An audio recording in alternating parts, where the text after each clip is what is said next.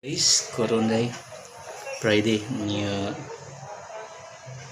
November 4, 2022. Okay, mga ta. Guys.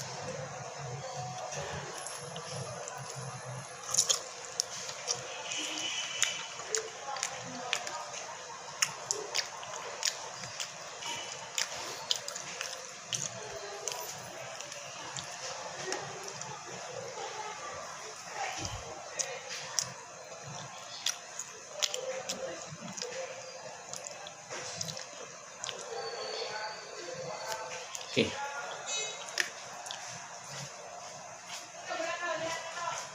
Bosiko! More.